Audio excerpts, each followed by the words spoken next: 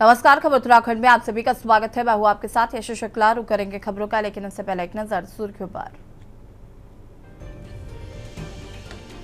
CM Dhami ने की सांसदों विधायकों के साथ बैठक। भाजपा प्रदेश कार्यालय में 3 लोकसभा क्षेत्रों की बैठकें। टिहरी लोकसभा के जनप्रतिनिधियों के साथ पहली बैठक।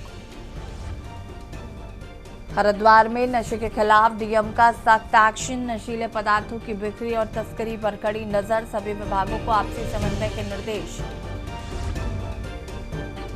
जल जीवन मिशन के ठेकेदार का सब्र टूटा। देहरादून में 2.5 साल से भुगतान नहीं, सीएम से तत्काल हस्तक्षेप की मांग। देहरादून में उफान पर आई तमसा नदी। टपकेश्वर के पास नदी का दिखा रौद्र रूप। तेज बहाव के चलते करीब 1 घंटे बाधित रहा रास्ता। टपकेश्वर संतोषी माता मंदिर हुआ प्रभावित। ऋषिकेश में बीन नदी में बड़ा हादसा टला। तेज बहाव में मैक्स गाड़ी पलटी। नदी में फंसे 2 लोगों का एसडीआरएफ ने रेस्क्यू किया। देहरादून में मौसम विभाग का ऑरेंज अलर्ट। भारी से बहुत भारी बारिश का अलर्ट जारी। आकाशीय बिजली और अति तीव्र वर्षा की चेतावनी। आप देख रहे हैं के न्यूज, खबरों का सारथी। और करेंगे खबरों का। देहरादून के बसंत विहार थाना क्षेत्र में देर रात चेकिंग के दौरान पुलिस और बदमाश के बीच मुठभेड़ हुई। पुलिस के मुताबिक बिना नंबर की स्कूटी से भाग रहे बदमाश ने पुलिस टीम पर फायरिंग की, जिसके बाद जवाबी कार्रवाई में आरोपी आकाश उर्फ तमंचा गोली लगने से घायल हो गया। पुलिस ने घायल बदमाश को इलाज के लिए अस्पताल में भर्ती कराया है।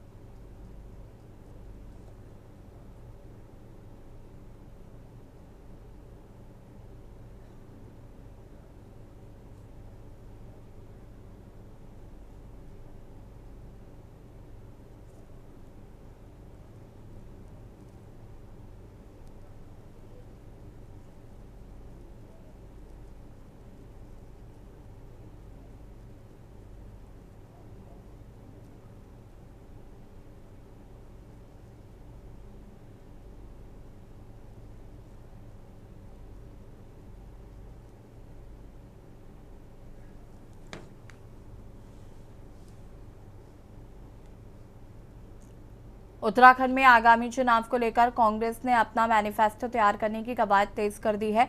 मैनिफेस्टो कमेटी की बैठक में प्रदेश के लिए रोडमैप और जनता से सुझाव लेने की रणनीति पर चर्चा हुई। कांग्रेस विधायक भुवन कापड़ी ने बताया कि कमेटी जिलों और विधानसभा स्तर पर जाकर युवाओं, महिलाओं, SC/ST शिक्षकों, सरकारी कर्मचारियों, उपनल कर्मचारियों, पूर्व सैनिकों, स्वयं सहायता समूहों, आशा, आंगनबाड़ी कार्यकर्ताओं और भोजनवाता सहायकों के समेत विभिन्न वर्गों से संवाद करेगी।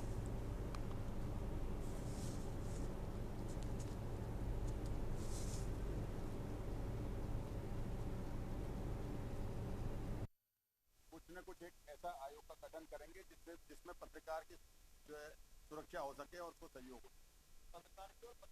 पत्रकारिता पर जब हम क्या करना चाहते हैं, जिन मुद्दों पर हम जनता से वोट मांगना चाहते हैं, अगर उस समय पर जनता तक नहीं पहुंचेगा तो वो कैसे असर करेगा। इसलिए मैंने आपसे काम भी करे, तो इसलिए हम वेरी सीरियस अबाउट इट।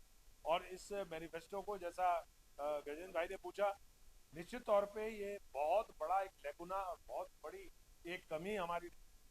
कुछ न कुछ एक ऐसा आयोग का गठन करेंगे जिसमें पत्रकार की जो है सुरक्षा हो सके और उसको सहयोग हो। हम मैनिफेस्टो कमेटी की मीटिंग कर रहे हैं और मैनिफेस्टो कमेटी आपके साथ हमारा क्या रोड मैप है इस पर बातचीत कर रहे हैं। इसमें मेरे साथ कन्वीनर जो है बकुंडी जी हैं और साथ में धसमाना जी, सुजाता पॉल जी और आदरणीय हमारे CWC के मेंबर सप्पल साहब मेंबर हैं। हम सब लोग मिलकर कोऑर्डिनेशन के साथ जो है कि घोषणा पत्र को बनाने के लिए चर्चा कर रहे हैं और ये घोषणा पत्र जन घोषणा पत्र होगा। हम जनता के बीच जाकर जनता की नब्ज टटोलकर वो क्या प्रदेश के लिए चाहते हैं, क्या होना चाहिए, उस पर चर्चा करेंगे। इसके लिए पहले हम जिले में जाकर हर वर्ग से मिलेंगे, युवाओं से, महिलाओं से, SC ST के लोगों से मिलेंगे।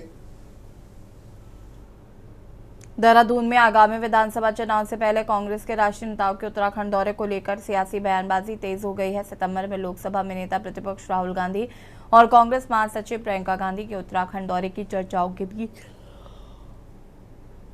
भाजपा ने कांग्रेस पर निशाना साधा। इससे पहले कांग्रेस अध्यक्ष मल्लिकार्जुन खड़गे और कुमारी शैलजा भी प्रदेश का दौरा कर चुके हैं। भाजपा प्रदेश महामंत्री दीप्ति रावत ने कांग्रेस नेताओं के दौरों को लेकर सवाल उठाया है और कहा है कि 4 साल तक कांग्रेस नेता कहां थे। उन्हें मुख्यमंत्री धामी के इस बयान का भी जिक्र किया जिसमें कांग्रेस नेताओं के उत्तराखंड दौरे को पॉलिटिकल टूरिज्म बताया गया था।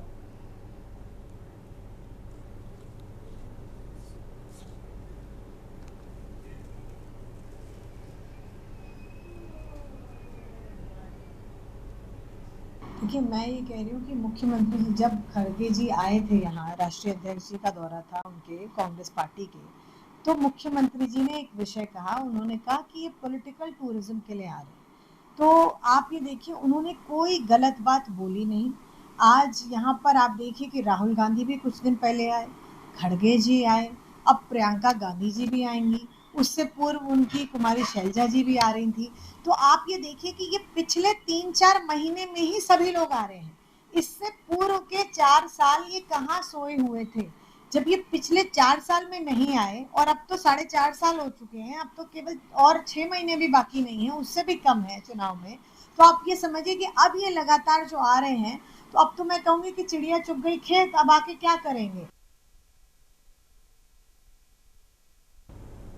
उत्तराखंड में 2027 विधानसभा चुनाव को लेकर सियासी हलचल लगातार तेज होती जा रही है। चुनाव में अभी वक्त है, लेकिन बीजेपी, कांग्रेस समेत अन्य राजनीतिक दलों ने अपनी चुनावी तैयारियों को रफ्तार दे दी है।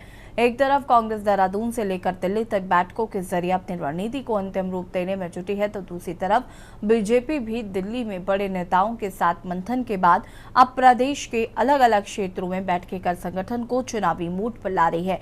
मुख्य तौर पर बीजेपी और कांग्रेस दोनों ही राष्ट्रीय दलों की नजर एक बार फिर सत्ता पर है। देखिए रिपोर्ट। उत्तराखंड में 2027 के विधानसभा चुनाव भले ही दूर हो, लेकिन सियासी जमीन अभी से गर्म हो चुकी है और मैदान में उतर चुके हैं बीजेपी और कांग्रेस। कांग्रेस इस बार देहरादून से दिल्ली तक बैठकों की झड़ी लगा रही है। पार्टी का टारगेट साफ है, संगठन को दुरुस्त करना और सरकार के मुद्दों को परखेरना। उधर बीजेपी भी फुल एक्शन में है। केंद्र के बड़े नेताओं से दिल्ली में रणनीति तय करने के बाद अब प्रदेश के हर जिले में बैठकें शुरू हो गई हैं। बीजेपी का फोकस डबल इंजन सरकार की योजनाओं, विकास के काम और मजबूत संगठन पर है। इसी तर्ज पर बीते दिन प्रदेश कांग्रेस की दिल्ली हाईकमान के साथ हुई बैठक में प्रदेश प्रभारी कुमारी शैलजा, प्रदेश अध्यक्ष गणेश कोदिया सहित अन्य बड़े लोग मौजूद रहे। बैठक में आगामी विधानसभा चुनाव की रणनीति, संगठन के कार्यक्रमों और SIR के मुद्दों पर चर्चा की गई। वहीं उत्तराखंड बीजेपी मुख्यालय देहरादून में आज एक अहम संगठनात्मक बैठक हो रही है, जिसमें मुख्यमंत्री पुष्कर सिंह धामी और प्रदेश अध्यक्ष महेंद्र भट्ट सहित कई वरिष्ठ नेता शामिल हैं। इस बैठक में आगामी राजनीतिक रणनीतियों, सांगठनिक कार्यों, चुनावी तैयारियों, लोकसभा और सांगठनिक क्षेत्रों की कार्यप्रणाली को लेकर समीक्षा व महामंथन किया जा रहा है। दोनों दल अपनी अपनी तैयारियों को लेकर दावे करते नजर आ रहे हैं। इस बीच आपसी तंज और पलटवार का सिलसिला भी देखने को मिल रहा है। किस तरह की चीजें क्या कुछ चर्चाएं? देखिए, चूंकि हम लोग ये क्रमवार ऐसी बैठकें लगातार कर रहे हैं। पहले हमने नगर पालिकाओं, मेयर, नगर पंचायतों के अध्यक्ष, जिला पंचायतों के अध्यक्ष, ब्लॉक प्रमुख और हमारे दायित्ववान कार्यकर्ता, हमारे फिर मंडलों के सभी मंडल अध्यक्ष, जिला अध्यक्ष और कुमाऊं संभाग में ये प्रत्येक संसदीय क्षेत्र के अनुसार वहाँ के विधायकों और सांसदों के साथ कर रहे हैं। तो आज उसी क्रम में यहाँ की बैठक है, सभी प्रकार की समीक्षाएं हो जाएंगी। तब और ज़्यादा लोग दुखी हुए। तो मैं आम जनता को ये कहना चाहता हूँ कि इन सब प्रश्नों का, जितना हमारे पत्रकार साथी पूछ रहे हैं, इन सब प्रश्नों का हल और इन सब प्रश्नों का निवारण परिवर्तन है। परिवर्तन होगा तो राजनीतिक पार्टियों में प्रतिद्वंदिता होती है। पिछली सरकार ने जितनी डिलीवरी की हम उससे ज्यादा कर सकें, ये प्रतिद्वंदिता होती है। अगर इसी सरकार को रिपीट किया लोगों ने तो फिर होता यह है कि भाई हमने अच्छा किया था इसलिए हम आए, तो अब अच्छा किया था तो अच्छा और फिर करने की जरूरत क्या है जब अच्छा किया था। तो 10 साल से यही हो रहा है। या तैयारी पहले शुरू नहीं, हमारी तैयारी यथावत रहती है, समय अनुसार कार्यक्रम तय होते हैं। हमारी कुमाऊं की दोनों लोकसभा की बैठक हो चुकी है। आज हमारे गढ़वाल की 3 लोकसभाओं की बैठक है। लोकसभा क्षेत्र के सभी विधायक सांसद के साथ हम चर्चा करते हुए और क्या क्या चुनाव की दिशा में कर सकते हैं उस सब का एक पूरा कार्यक्रम का समय तय करेंगे। देखिए, संगठन का विस्तार करना तो एक रूटीन प्रक्रिया है। सभी जो लोग चयनित हुए हैं उनको मेरी शुभकामनाएं हैं। लेकिन सवाल बड़ा ये उठता है कि उत्तराखंड का क्या हित इसमें छुपा है। ये अपने राष्ट्रीय पदों को, क्या उत्तराखंड के जो मौजूद मुद्दे हैं उनको राष्ट्रीय पटल पर उठाने का काम करेंगे? क्या ये इतनी हिम्मत दिखा पाएंगे कि यहाँ की बेरोजगारी, महंगाई, पलायन, जंगली जानवरों का आतंक इत्यादि बातों को, स्वास्थ्य और शिक्षा की जो बदहाल स्थिति है उसको राष्ट्रीय पटल पर उठा पाएंगे? कुल मिलाकर उत्तराखंड से बहुत बड़े बड़े दावे और वादे किए गए थे जब प्रचंड बहुमत की भाजपा की सरकार यहाँ पर 2 बार बन गई, 2017 और 2022 में। देखिए, सबसे पहले तो उत्तराखंड क्रांति दल का ये मानना है कि ये जो 2 राष्ट्रीय पार्टियां हैं ये सांपनाथ और नागनाथ हैं, या यूं कहें कि ये 1 रुपए के 2 सिक्के हैं, और दूसरे कहें तो चोर चोर मौसेरे भाई हैं। ये जो भी करते हैं मेरे को लगता है एक दूसरे को बताकर ये पोस्टर करते हैं कि आप ये प्रोग्राम करते हैं तो हम ये प्रोग्राम करते हैं, ताकि जनता हम दोनों पे आपस में जो है झोलमोल करते रहे और समझते रहे। लेकिन उत्तराखंड की जनता बहुत समझदार है। पीछे बेशक उन्होंने राष्ट्रहित के उसमें राष्ट्रहित को निहित देखते हुए बीजेपी को अवश्य वोट दिया होगा, लेकिन अब पूर्ण रूप से वो समझ चुकी है कि ये दोनों राष्ट्रीय दल किस प्रकार से छलवे हैं। कुल मिलाकर कहें तो 2027 का विधानसभा चुनाव भले ही अभी दूर हो, लेकिन उत्तराखंड की सियासत ने अभी से रफ्तार पकड़ ली है। बीजेपी और कांग्रेस दोनों ही अपनी अपनी रणनीति के साथ मैदान में उतर चुके हैं। एक तरफ बीजेपी सरकार के काम और केंद्र राज्य की योजनाओं को जनता तक पहुंचाने में जुटी है, तो दूसरी तरफ कांग्रेस महंगाई, बेरोजगारी, पलायन और युवाओं के मुद्दों को हवा देकर सत्ता में वापसी की राह तलाश रही है। आने वाले महीनों में टिकट की दावेदारी, संगठन में फेरबदल और नेताओं के दौरे से लड़ाई को और धार देंगे। बूथ स्तर से लेकर विधानसभा सीटों तक का समीकरण तय करेगा कि ऊंट किस करवट बैठता है। फिलहाल दोनों दल जीत के दावे कर रहे हैं और बयानबाजी भी तेज है। ऐसे में उत्तराखंड की जनता किस दल के किन मुद्दों पर ध्यान देती है, यही तय करेगा कि 2027 में सत्ता की चाबी किसके हाथ लगती है। Uttarakhand desk report.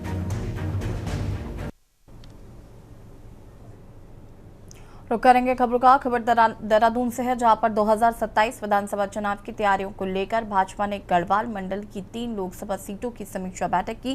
बैठक के बाद पुरोला विधायक दुर्गेश्वर लाल ने दावा किया है कि भाजपा इस बार 60 से ज्यादा सीटें जीतकर सरकार बनाएगी। उन्होंने कहा कि पार्टी और सरकार मिलकर जनता की समस्याओं का समाधान कर रही है और मोदी धामी सरकार के कामों से लोग संतुष्ट हैं।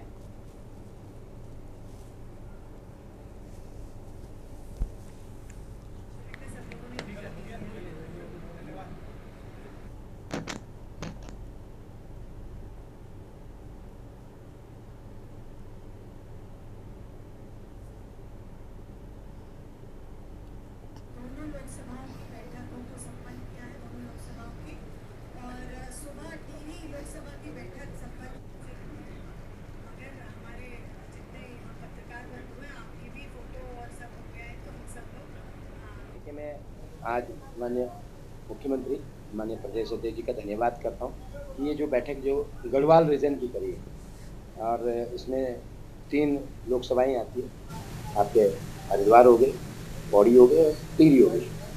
और हमारे यहाँ टिहरी लोकसभा की पहली बैठक हुई, जो पौड़ी की चल रही है, उसके बाद हरिद्वार की हुई। बैठक का एजेंडा यही था कि भाई 2027 में तीसरी बार सरकार बनानी, और डेफिनेटली और मैं कह सकता हूँ कि भारतीय जनता पार्टी इस बार जो है शायद सबसे ज़्यादा सीटों के साथ जो है सरकार बनाएगी, 60+ सीटों से। कारण ये है कि जनता ने आदरणीय नरेंद्र मोदी जी के नेतृत्व में इस प्रदेश को संवरते हुए देखा है। आदरणीय पुष्कर सिंह धामी जी के नेतृत्व में इस प्रदेश में जिस तरीके से जनहित कार्य हो रहे हैं, मैं कह सकता हूँ आज बच्चे अपने आप को सुरक्षित समझ रहे हैं। हाँ।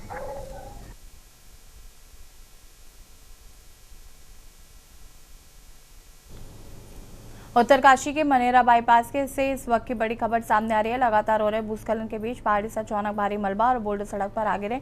इसी दौरान मलबे की चपेट में आने से एक कार सड़क के नीचे खाई में जा गिरी। हादसे का लाइव वीडियो भी सामने आया है, जिसमें पहाड़ी से अचानक मलबा गिरता हुआ दिखाई दे रहा है। मनेरा बाईपास पर पिछले कई दिनों से लगातार भूस्खलन हो रहा है। इसके बावजूद संवेदनशील मार्ग पर लोग जान जोखिम में डालकर आवाजाही कर रहे हैं। लोगों से अपील है कि भूस्खलन प्रभावित इलाकों में बेहद सावधानी बरतें और प्रशासन की ओर से जाती सुरक्षा पर निर्देशों का पालन करें। आया भयंकर आया आया आया आप गई नीचे जाएगी सीधा आप बेटा जाएगी यार, अभी तो और आएगा मलबा देखना। अबे यार गई गई गई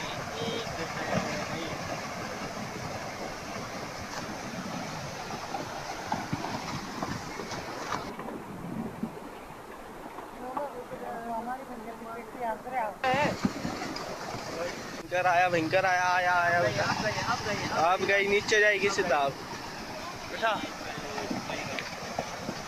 जाएगी यार, अभी तो और आएगा मलबा देखना। अबे यार गई गई गई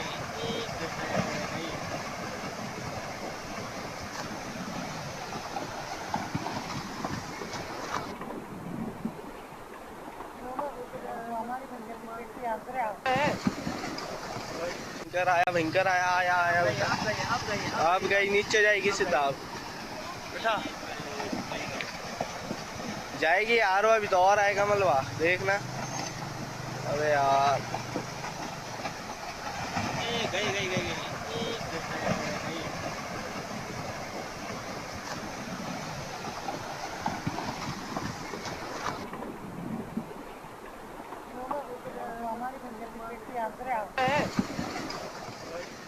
भयंकर आया आया आया आप गई नीचे जाएगी सीधा आप बेटा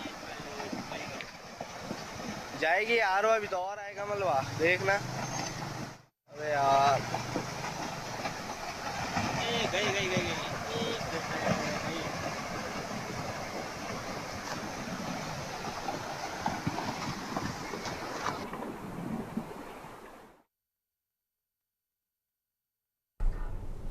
खबर देहरादून से, जहां पर चुनावी वर्ष के बीच बीजेपी ने अनिल बलूनी को दोबारा राष्ट्रीय मीडिया संयोजक की जिम्मेदारी सौंपी है। जिम्मेदारी मिलने पर बलूनी ने पार्टी के राष्ट्रीय नेतृत्व और वरिष्ठ नेताओं का आभार जताया है। उन्होंने कहा है कि मीडिया के साथियों के साथ मिलकर पार्टी के कामकाज और सरकार के विकास कार्यों को जनता तक पहुंचाने का प्रयास जारी रहेगा।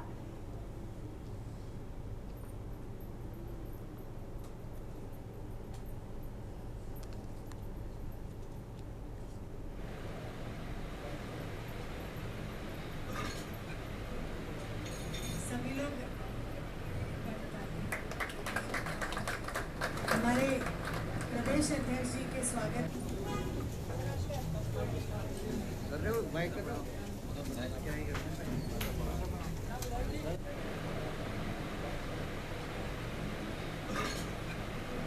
मुझे भारतीय जनता पार्टी के राष्ट्रीय अध्यक्ष जी के द्वारा दोबारा से मीडिया प्रमुख की जो जिम्मेवारी दी गई है, मीडिया सेल के हमारे संयोजक बनाया गया है, उसके लिए मैं भारतीय जनता पार्टी के पूरे हमारा नेतृत्व जो है, हमारे राष्ट्रीय अध्यक्ष जी, माननीय प्रधानमंत्री जी, माननीय गृह मंत्री जी, सभी लोगों का मैं आभार भी प्रकट करता हूं।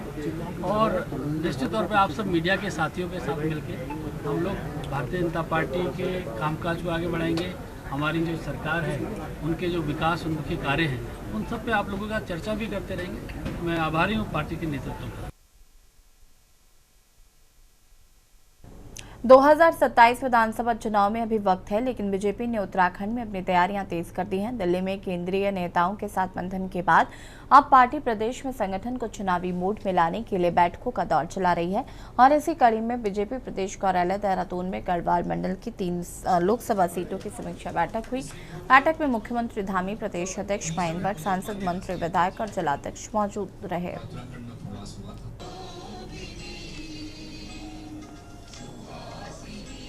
या तैयारी पहले शुरू? हमारी तैयारी यथावत रहती है, समय अनुसार कार्यक्रम तय होते हैं। हमारी कुमाऊं की दोनों लोकसभा की बैठक हो चुकी है। आज हमारे गढ़वाल की 3 लोकसभाओं की बैठक है। लोकसभा क्षेत्र के सभी विधायक, सांसद के साथ चर्चा करते हुए और क्या क्या चुनाव की दिशा में कर सकते हैं, उस सब का एक पूरा कार्यक्रम का समय तय करेंगे। किस तरह की चीजें क्या कुछ चर्चाएं? देखिए, चूँकि हम लोग ये क्रमवार ऐसी बैठकें लगातार कर रहे हैं। पहले हमने नगर पालिकाओं, मेयर, नगर पंचायतों के अध्यक्ष, जिला पंचायतों के अध्यक्ष, ब्लॉक प्रमुख और हमारे दायित्ववान कार्यकर्ता, हमारे फिर मंडलों के सभी मंडल अध्यक्ष, जिला अध्यक्ष और कुमाऊं संभाग में ये प्रत्येक संसदीय क्षेत्र के अनुसार वहाँ के विधायकों और सांसदों के साथ कर रहे हैं। तो आज उसी क्रम में यहाँ की बैठक है। सभी प्रकार की समीक्षाएं हो जाएंगी उसमें और उनका फीडबैक भी मिल जाएगा और जो काम हमको करने हैं आने वाले समय में उन सभी कामों को करेंगे। मानसून का ये समय चल रहा है, इस समय में हमारे सभी कार्यकर्ता, हमारे सभी जनप्रतिनिधि मिलकर जनता की सेवा करेंगे और समयबद्ध तरीके से जो काम और हो सकते हैं उन कामों को प्राथमिकता से लेकर आगे बढ़ाएंगे। खबर काशीपुर से, जहां पर निर्वाचन आयोग और प्रशासन की ओर से चलाए जा रहे SIR अभियान के बीच काशीपुर में वोटर लिस्ट को लेकर विवाद सामने आया है। कांग्रेस नेता जीज कुरैशी के नेतृत्व में सैकड़ों नागरिक SDM कार्यालय पहुंचे और फर्जी आपत्तियां दर्ज कराने का आरोप लगाते हुए ज्ञापन सौंपा।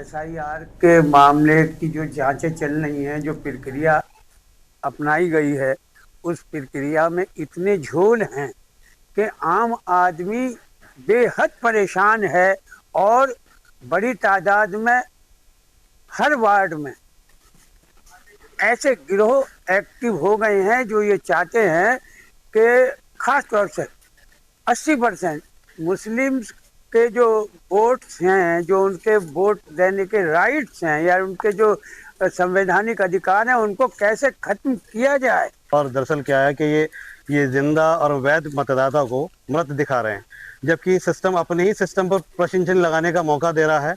क्योंकि जो लोग इनकी SIR प्रक्रिया में फॉर्म जमा करता है, इनकी नोटिस के बाद इनकी सुनवाई में BRO के समक्ष एक प्रस्तुत करता है, वहाँ फोटोग्राफी होती है, वीडियोग्राफी होती है, उसके बाद उसे एब्सेंट दिखा दिया जाता है। तो अपने ही कार्य प्रणाली पर ये क्वेश्चन दिखा रही है कि ये कार्य प्रणाली खुद ही अपना इनका सही है या नहीं है, इस पर लोग क्वेश्चन उठाने लगेंगे।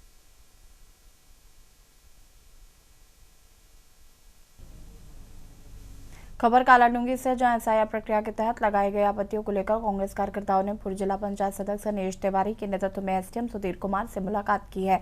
कांग्रेस कार्यकर्ताओं ने अनावश्यक आपत्तियों को निरस्त करने और प्रक्रिया को निष्पक्ष तरीके से कराने की मांग की है। SDM ने बताया कि जिन लोगों के नाम पर आपत्तियां लगाई गई उन्हें नोटिस जारी कर 7 दिन का समय दिया जाएगा। संबंधित व्यक्ति 11 निर्धारित दस्तावेजों में से कोई एक दस्तावेज PLO को लेकर अपनी आपत्ति का निस्तारण करा सकते हैं।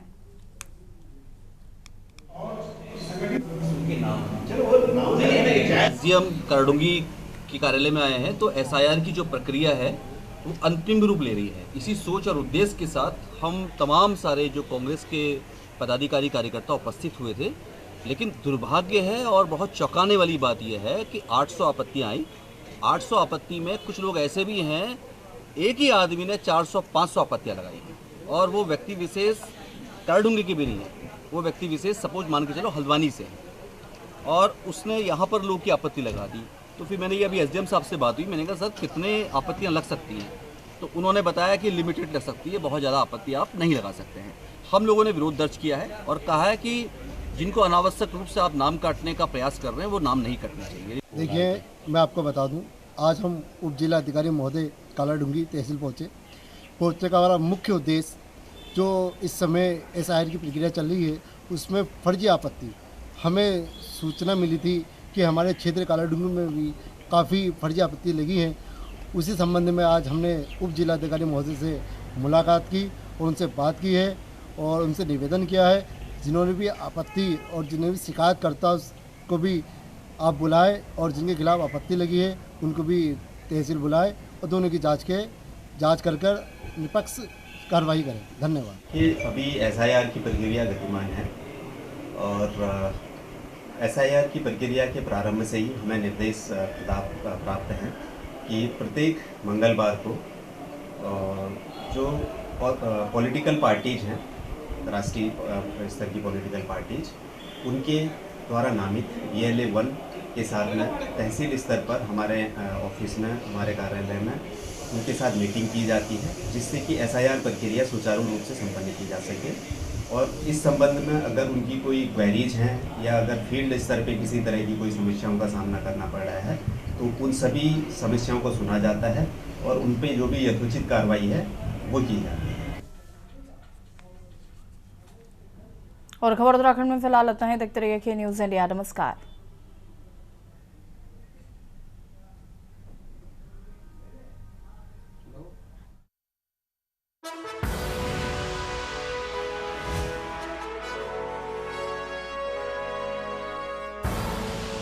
आप देख रहे हैं के न्यूज़, खबरों का सार।